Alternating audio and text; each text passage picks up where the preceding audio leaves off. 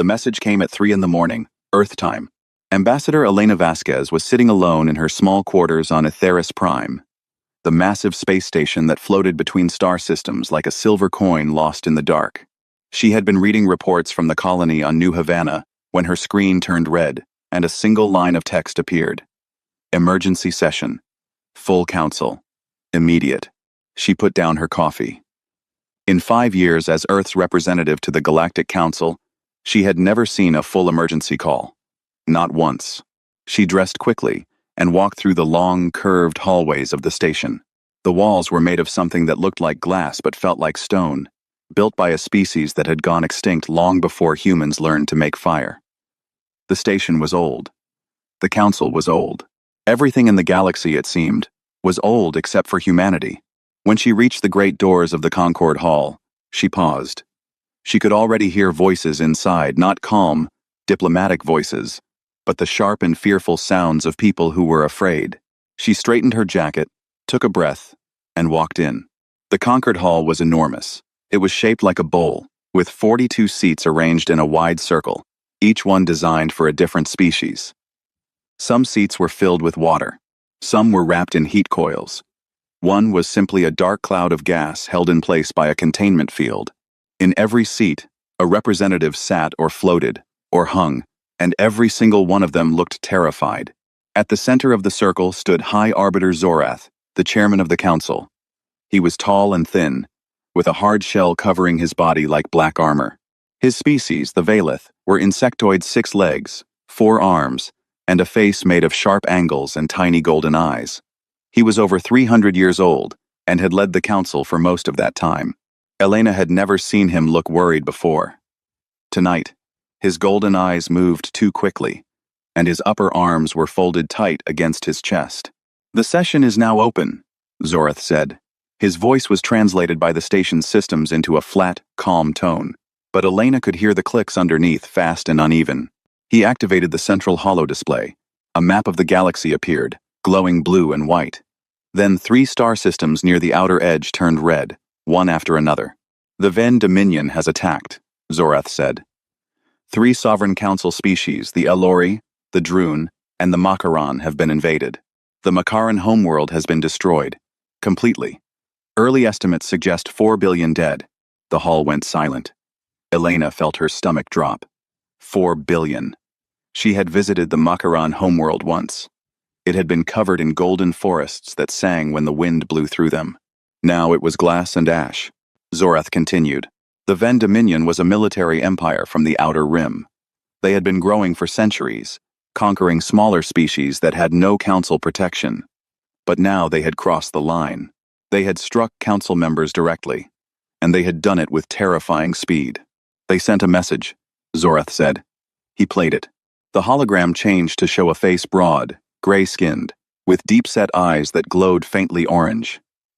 "Warlord Thyrak, commander of the Ven fleets." He spoke slowly, and his translated voice carried the kind of confidence that came from knowing you could destroy anything in front of you. "We will stop," Thyrak said. "We will hold our current positions and advance no further. But you will give us 12 border systems as payment for our restraint. This includes the human colonies of New Havana and Shenzhen 4, and the remaining homeworlds of the Elori and the Droon. You have 1 week to agree. If you do not, we will continue, and we will not stop until we reach Etheris Prime itself." The message ended. The hall erupted. Elena sat still while the chaos unfolded around her. Delegates shouted over each other. Some demanded war. Others demanded immediate compliance. But as the arguments went on, a pattern became clear. Most of the council was leaning toward giving the Ven what they wanted. The Torvan delegate, a heavy-set creature with 6 eyes, spoke first in support of surrender. "The Ven fleet outnumbers our combined forces, 3 to 1, he said. "If we fight, we lose more than 12 systems. We lose everything." Others followed. The Chinari delegate agreed. The Solween delegate agreed. One by one, the older and more powerful species did the math and came to the same cold conclusion. Sacrifice the few to save the many. And the few they wanted to sacrifice included 2 worlds full of human beings. Elena listened as delegate after delegate spoke about New Havana and Shenzhen 4 as if they were just numbers on a chart. 12 million people on New Havana, 8 million on Shenzhen 4. Children, families, farmers, and teachers, and doctors. 20 million lives. And the council discussed them the way someone might discuss the price of fuel. The Alori delegate, a small creature with silver fur and wide, wet eyes, begged the council to reconsider. Her voice broke as she described what the Ven had done to the Macaron. The orbital bombardment, the firestorms, the silence that followed. No one responded to her. No one even looked at her. Elena felt something cold settle inside her chest. Not anger, exactly. Something deeper. Something older. High Arbiter Zorath finally turned to her. "Ambassador Vasquez," he said. The council would hear Earth's position on the proposed terms. Every eye, every sensor, every golden insectoid gaze in the room turned toward the human woman in the smallest seat. She could feel them waiting for the young species to cry, to beg, to plead for mercy the way the Alori had just done. Elena stood up slowly. She looked around the room, meeting the gaze of every delegate, one by one. She looked at Zorath. She looked at the empty, still-smoking hologram where Thyrak's face had been. Then she spoke. "Earth needs 48 hours before it responds," she said. Her voice was calm and steady, almost soft. "We will address the council then." That was all. No argument, no emotion, no plea. She turned and walked toward the doors. Behind her, the hall was completely silent. No one had expected that. They had expected tears, or fury, or desperate bargaining. They had not expected a woman who simply asked for time and then left without looking back. High Arbiter Zorath watched her go. His golden eyes were very still. He had lived for 300 years, and in all that time, he had learned one thing about the galaxy. The species that screamed were never the dangerous ones. The dangerous ones were the ones who went quiet. And right now, humanity had gone very, very quiet. Elena's message reached Earth 7 minutes after she left the Concord Hall. It was short, just 2 words and a code. The 2 words were, "It's time." The code was, Blackthorn. Deep beneath the old city of Geneva, in a bunker that did not officially exist, a red light began to flash. It had never flashed before. The people who worked in that bunker had spent their entire careers hoping it never would. Now it was flashing, and every single one of them felt their blood go cold. Within the hour, the president of the United Earth government was briefed. Within 2 hours, sealed orders were opened in military installations across human space orders that had been written decades ago, updated every year, and never once activated. Within 4 hours, the largest secret in human history began to move. Fleet Admiral Kalen Rourke was sitting on the porch of his house in northern Canada when the call came. He was 63 years old, retired for 5 years, and he had been watching the snow fall on the pine trees across the lake.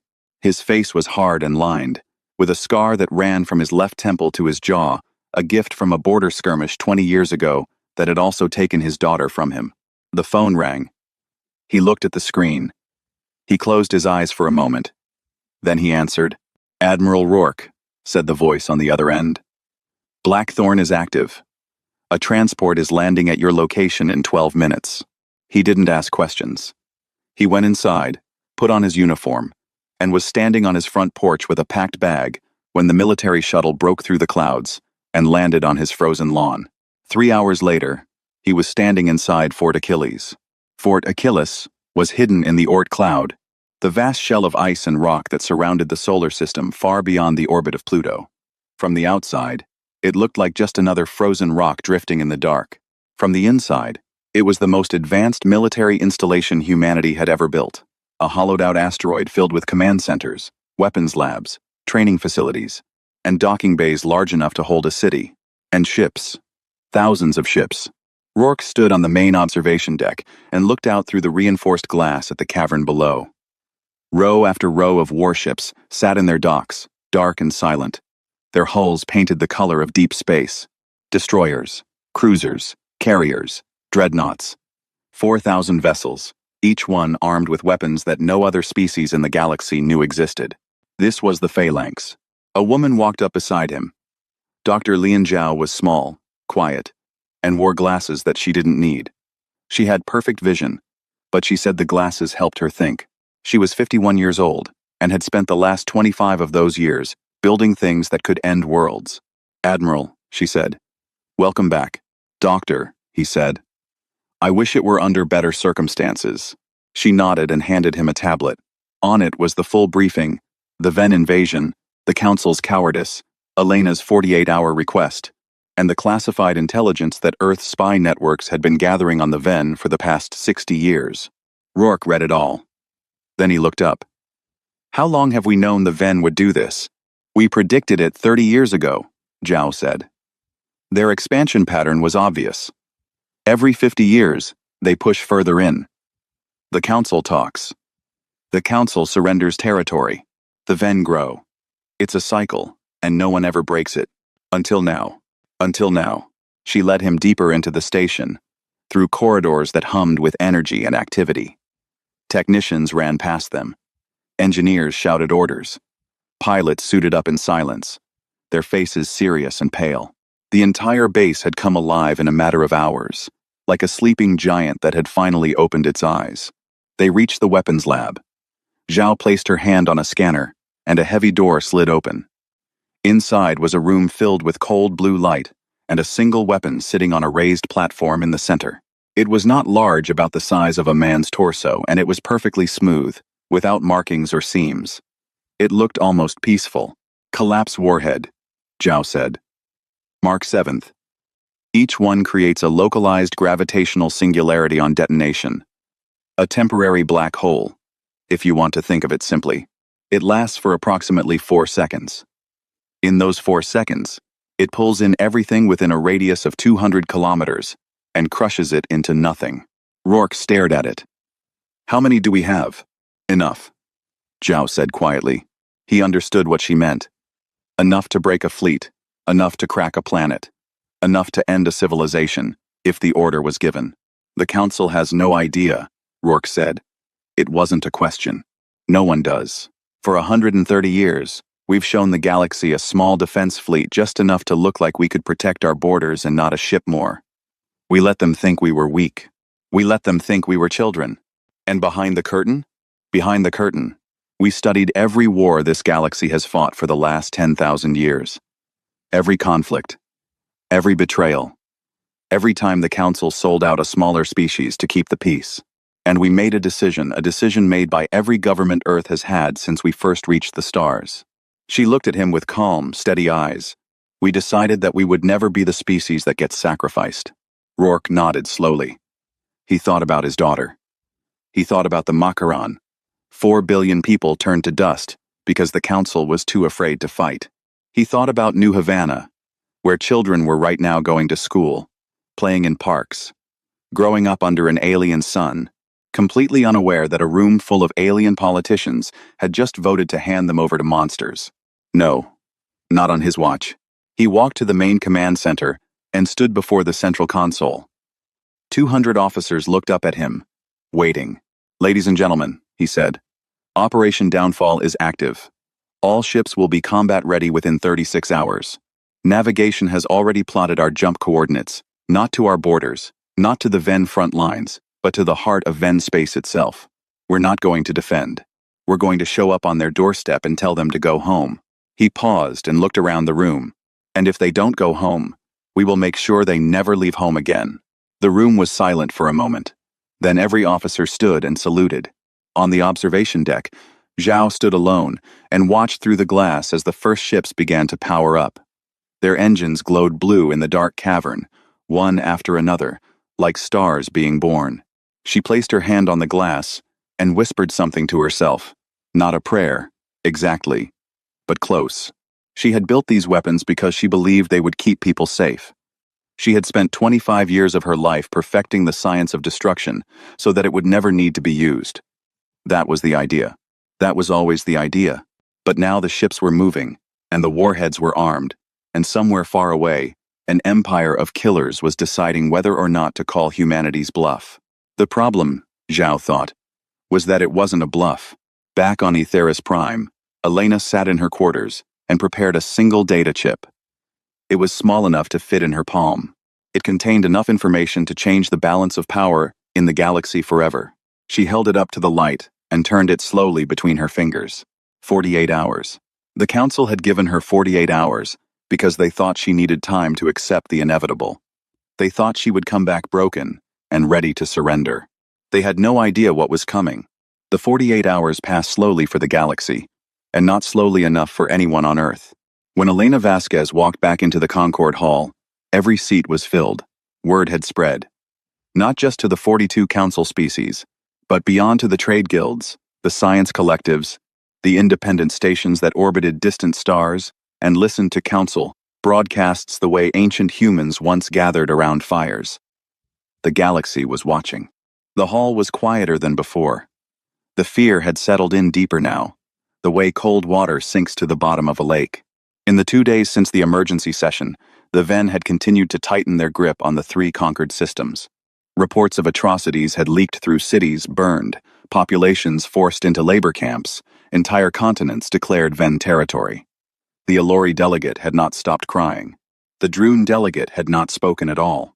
And there, projected in the center of the hall, was the hollow link of Warlord Thyrak. He had demanded to attend the session. He wanted to watch the council accept his terms. He sat in a large chair made of something that looked like bone, and his orange eyes glowed with the lazy confidence of a predator watching trapped prey. High Arbiter Zorath opened the session. His voice was formal and controlled, but his 4 arms were pressed tightly against his sides, a sign, in his species, of deep discomfort. "Ambassador Vasquez," he said. "Earth requested 48 hours. That time has passed. The Council will now hear humanity's response to the terms proposed by the Vian Dominion." Elena stood. She was wearing a simple dark suit. No medals, no symbols of rank, nothing decorative. She carried only the small data chip in her right hand. She walked to the center of the hall, her footsteps echoing in the silence, and she placed the chip into the central console. The holographic display activated. At first, nothing appeared. Then, slowly, data began to fill the air maps: numbers, coordinates, fleet positions, supply routes, communication codes, personnel files, defense grid blueprints. Layer after layer of information unfolded like pages of a book that should never have been opened. It was the Vian Dominion. All of it. Every military secret they had. Every fleet. Every base. Every bunker. Every weakness. The hall went completely still. Thyrak's face changed. The lazy confidence cracked, just slightly, like the first line in a sheet of ice before it breaks. He leaned forward in his bone chair. "What is this?" he said. Elena did not look at him. She let the data speak for itself. The council delegates stared at the hologram with wide eyes and open mouths. The level of detail was beyond anything they had ever seen. The Torvan delegate, who commanded one of the largest intelligence networks in the galaxy, whispered to his aide that even he did not have a tenth of this information. High Arbiter Zorath's golden eyes moved across the data. "Ambassador Vasquez," he said slowly. "How did Earth obtain this?" Elena looked at him. "We watched," she said simply. "We have been watching for a very long time." She stepped closer to the hologram and gestured. The data reorganized itself, and a map of Ven space appeared, their homeworld, Corvaxis, glowing red at the center. "For 130 years, Elena said, this council has treated humanity as the youngest species at the table. We were given a junior seat. We were told to be patient. We were told that the galaxy works in certain ways and that we were too new to understand." She paused and looked around the room. "You were right that we were new, but you were wrong about what we were doing with our time." She turned to Zorath. "High Arbiter, we studied this galaxy. We studied its wars. We studied its politics. We studied every negotiation, every treaty, every time a powerful empire threatened a weaker one, and the Council chose to sacrifice the weak to save itself. We found a pattern." Her voice was not loud. It was not angry. It was steady and clear, like a river cutting through stone. "The pattern is this. Someone threatens violence. The Council meets. The Council is afraid. The Council gives away someone else's home to make the threat go away. And it works for a while, until the next threat comes, and the next sacrifice is made, and again, century after century. You call it diplomacy. We call it something else. She let the word hang in the air without saying it. Every delegate in the room understood what she meant. Earth will not be part of that pattern, she said. We do not accept the Ven's terms. We will not surrender New Havana. We will not surrender Shenzhen 4. And we will not stand by while the Alori and the Droon are handed over to be destroyed. The Alori delegate looked up, her wet silver eyes wide with shock. Elena continued. From this moment forward, the Alori and the Droon are under Earth's direct protection. Any attack on their worlds will be considered an attack on ours. Thyrak laughed. It was a deep, rumbling sound that filled the hall. You are a junior species with a small fleet and 24 colony worlds, he said. You cannot protect yourself, let alone others. If you refuse our terms, we will burn your colonies first and your homeworld second. Your little blue planet will be nothing but smoke and memory. Elena turned to face his hologram. She looked directly into his glowing orange eyes. She did not blink. She did not raise her voice. She spoke 5 words. We don't negotiate with killers. Then, she tapped the console. The holographic display changed. The map of Ven space was replaced by a live feed, a real-time visual transmission from deep space. The image showed stars, empty and cold. Then the stars began to disappear, blocked out by shapes moving across them. Dark shapes, thousands of them. Ships. They came out of nowhere, dropping out of faster-than-light travel in perfect formation. Destroyers first, then cruisers, then carriers, then the massive, terrible shapes of dreadnoughts, each one larger than most space stations. They kept coming, wave after wave, filling the screen, filling the space around them until the stars themselves were hidden behind a wall of metal and weapons. 4,000 warships. The Phalanx. Humanity's hidden armada, built in secret over the course of a century, now fully deployed and positioned at the edge of Ven space. The hall erupted. Delegates screamed. Some stood up. Some stumbled backward. The Torvan delegate knocked over his water tank. High Arbiter Zorath's golden eyes went wider than Elena had ever seen them, and his upper arms fell open, a gesture of absolute shock in his species. Elena spoke over the chaos. Earth has given the Ven Dominion a counteroffer. Full withdrawal from all conquered territories. All 3 systems. 72 hours. Unconditional. Non-negotiable. She looked at Thyrak's hologram. The warlord was no longer laughing. He was no longer smiling. His orange eyes were fixed on the live feed of the fleet that was already within striking range of his homeworld. If the Dominion does not comply, Elena said, our fleet will not stay at the border. We will advance. We will not stop at your military targets. We will come for Corvaxis itself. And we will end this. She let the silence fill the room. You have 72 hours, warlord. Use them wisely. Thyrak stared at her. His mouth opened slightly, then closed. For the first time in his long career of conquest and cruelty, he had nothing to say. The hololink disconnected. Elena turned back to the council. 42 species looked at her. Their faces, those that had faces, were pale with shock, wide with disbelief, tight with fear. But the fear was no longer directed at the Ven. It was directed at her, at Earth, at the quiet little species that had sat in the smallest seat and smiled politely for 130 years while building an armada that could break empires. High Arbiter Zorath was the first to speak. His voice was barely above a whisper. How? He said. How did we not know? Elena picked up her data chip, placed it in her pocket, and looked at him with calm, dark eyes. Because you never thought to look, she said. She returned to her seat, the smallest seat in the Concord Hall, and sat down. She folded her hands in her lap. She waited. The galaxy held its breath. On the Veen homeworld of Corvaxis, the mood had changed. The capital city of Drevnok was built into the side of a massive black mountain, its towers carved from stone and metal, rising like teeth against a sky that was always gray. The Ven had ruled from this mountain for over 1,000 years. They had sent fleets from its shadow to conquer dozens of species. They had never once been afraid of anything that lived beyond their borders. Until now. Warlord Thyrak stood in the war chamber, a vast underground room lit by orange fire globes that hung from the ceiling like burning eyes. Around him sat the 12 members of the Ven High Command generals, fleet commanders, intelligence chiefs. These were the most powerful military minds in the Dominion, beings who had planned the destruction of civilizations over dinner, and slept well afterward. None of them were sleeping well tonight. "It is a trick," said General Corvus, the oldest member of the command. He was missing one arm, lost in a campaign 40 years ago, and his gray face was twisted with anger. "The humans are weak. Everyone knows this. They have a small fleet, a few colonies. They sit in their little corner of the galaxy and do nothing.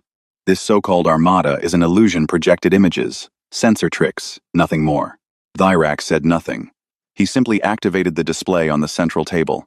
It showed the latest report from Veen Intelligence, not projections, not estimates, but confirmed sensor data from 3 separate scout ships that had approached the human fleet from different angles. The fleet was real. 4,000 ships. The energy signatures coming off their weapon systems were unlike anything in the Venn database. Unknown, unclassified, and terrifyingly powerful. Corvus stared at the data. His remaining hand curled into a fist, then slowly uncurled. "That is not possible," he said, but his voice had lost its certainty. "It is not possible according to what we believed," Thyrak said. "And what we believed was wrong."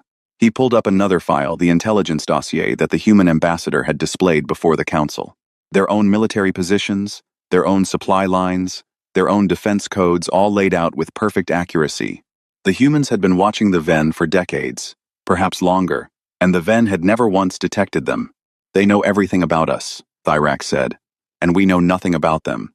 We did not even know this fleet existed." The room was quiet. Fire globes crackled above them. Fleet Commander Zayla, the youngest member of the High Command and the most decorated, spoke next. She was calm where Corvus was angry, and her voice was low and careful. "The humans have positioned their fleet within strike range of Corvaxis," she said. "Not our front lines, not our military bases, our homeworld. That is not a defensive move. It is a threat of total destruction." "They would not dare," Corvus said. "They already dared," Zayla replied. "They moved 4,000 ships across half the galaxy without anyone noticing, and they aimed them at the one target that matters most to us. This is not a species that bluffs." Thyrak raised a hand, and the room fell silent. "Before we decide anything," he said, "there is one more piece of information you need to see." He played the recording of a border encounter that had happened 12 hours ago. 3 Veen cruisers, heavy warships, each one capable of leveling a city, had encountered a small patrol group of human ships near the edge of the contested zone. The Ven captains, acting on standing orders to engage any unauthorized vessels, had opened fire. The engagement lasted 9 seconds. The recording showed it clearly. The human ships moved with a speed and precision that should not have been possible for vessels of their size. They did not dodge the Veen weapons fire, they simply were not where the fire arrived. And when they returned fire, the result was immediate and total. 3 Veen cruisers gone. Not damaged, not disabled, gone, as if they had never existed. The sensors showed a brief gravitational distortion at the point of each ship's destruction, a signature that the Ven Science Division could not explain. The recording ended. The war chamber was silent. General Corvus sat down slowly. He did not speak again. Far away, on the bridge of the UES Thermopylae, Fleet Admiral Kalen Rourke stood with his hands clasped behind his back and watched the stars through the forward viewport.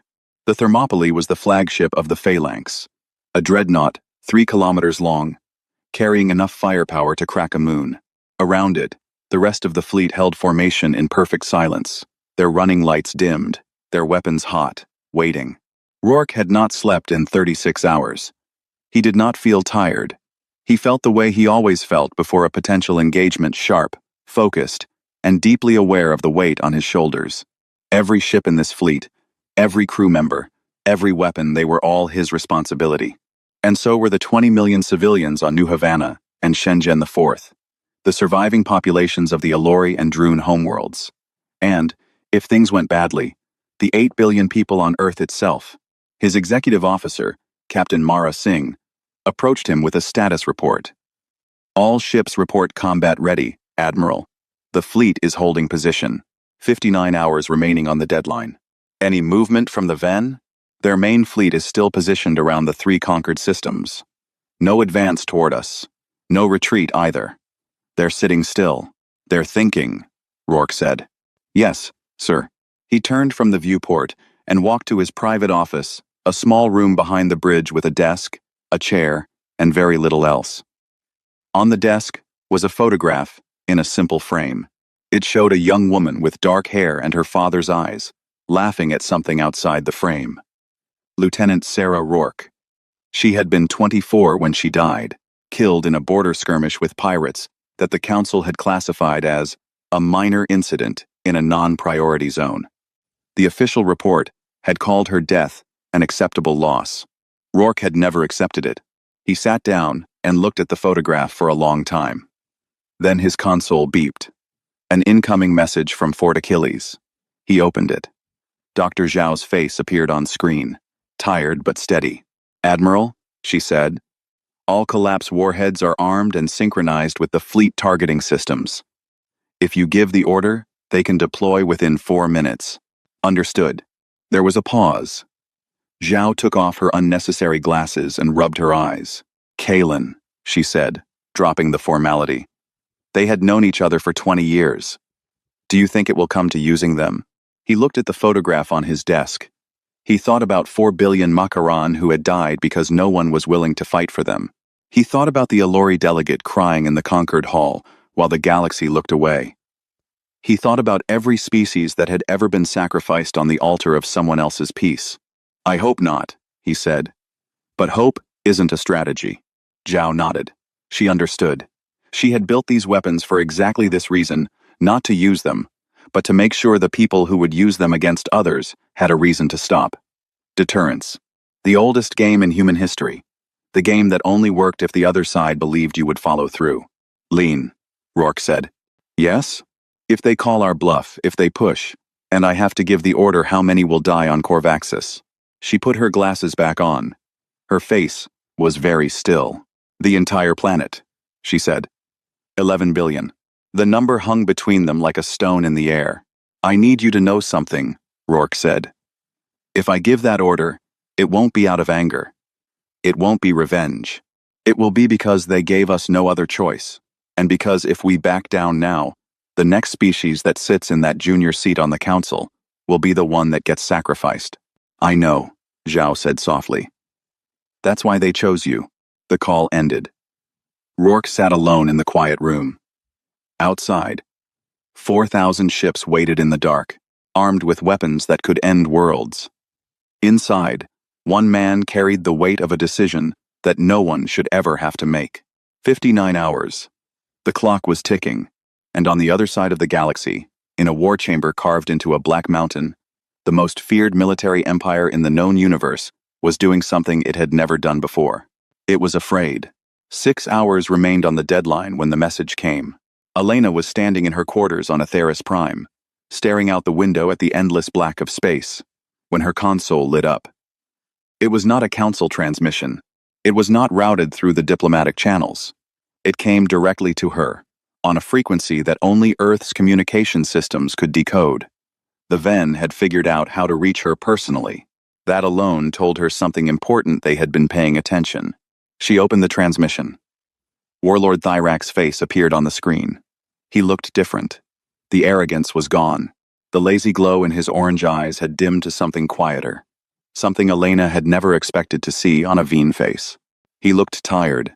For a long moment, neither of them spoke. Then Thyrak leaned forward in his bone chair and said, in a voice stripped of all pretense, "All theater. All the performance of power. The Dominion accepts your terms." Elena felt her heart beat once, hard, in her chest. She kept her face still. "Full withdrawal?" she said. "All 3 systems? All 3 systems. Our fleets will begin pulling back within the hour. The Alori and Droon homeworlds will be cleared within 48 hours. Your colonies will not be touched." "Unconditional?" Thyrak's jaw tightened. This word cost him more than anything. For a species that had built its entire civilization on dominance, on never bending, on taking whatever they wanted because no one could stop them, the word unconditional was like swallowing poison. "Unconditional," he said. Elena nodded once. "Earth acknowledges the Dominion's compliance. Our fleet will hold its position until the withdrawal is confirmed. If any Ven vessel deviates from the retreat, the agreement is void." Thyrak stared at her for a long time. Then he asked a question that she did not expect. Why? He said. You could have demanded territory. You could have demanded reparations. Your fleet is at our doorstep. You could have demanded anything, and we would have had no choice but to give it. Why did you ask for nothing? Elena looked at him through the screen. She thought about what to say. She could have given him a political answer, something about strategy, about long-term stability, about the balance of power. But she didn't. She told him the truth. Because that's what makes this real, she said. If we took your territory, we would just be the next empire, the next Ven, the next species that takes from the weak, because it can. We didn't build that fleet to conquer. We built it to make sure no one else has to die because the galaxy was too afraid to say no. Thyrak said nothing for several seconds. Then he did something that Elena would remember for the rest of her life. He lowered his head not much, just slightly, just enough. Among the Ven, it was the closest thing to a gesture of respect. The transmission ended. On the bridge of the Thermopylae, the message reached Admiral Rourke 3 minutes later. Captain Singh delivered it personally, and her voice cracked slightly as she spoke. Admiral, the Veen have accepted. Full withdrawal. Unconditional. Rourke stood very still. Around him, the bridge crew held their breath. He could feel the weight of the moment pressing down on him, the weight of weeks of preparation, of sleepless nights, of a decision that had hung over his head like a blade. Then he exhaled. Slowly. Deeply. A breath he felt like he had been holding for years. Stand down weapons, he said. All ships maintain position. We watch until the withdrawal is confirmed, then we go home. The bridge erupted. Not in cheers, this crew was too disciplined for that, but in something quieter. Relief. Shoulders dropping. Hands unclenching. A few officers wiped their eyes and turned away so no one would see. Captain Singh gripped the railing in front of her and let out a breath of her own. It was over. On Aetheris Prime, the Galactic Council convened for what would become the most important session in its history. The Ven withdrawal was confirmed within hours. Their massive warships, the same ships that had burned the Makaran homeworld and terrorized 3 civilizations, turned around and headed back to their own space. On the Alori homeworld, the first people emerged from underground shelters where they had been hiding for weeks. They looked up at the sky and saw for the first time in a long time, nothing. No Veen ships, no orbital weapons, no burning cities, just clouds and pale sunlight. An Alori child, small and silver-furred, pulled on her mother's hand and pointed up. Are they gone? She asked. Yes, her mother whispered. They're gone. Who made them go? Her mother did not have a word in her own language for the species that had saved them. She used the human word instead. Humans, she said. The child looked up at the sky and repeated the word softly, as if learning it for the first time. In the Concord Hall, High Arbiter Zorath addressed the full council. His voice was careful and measured, but there was something underneath it that had not been there before humility. The crisis is resolved, he said. The Ven Dominion has withdrawn. The conquered systems are being liberated.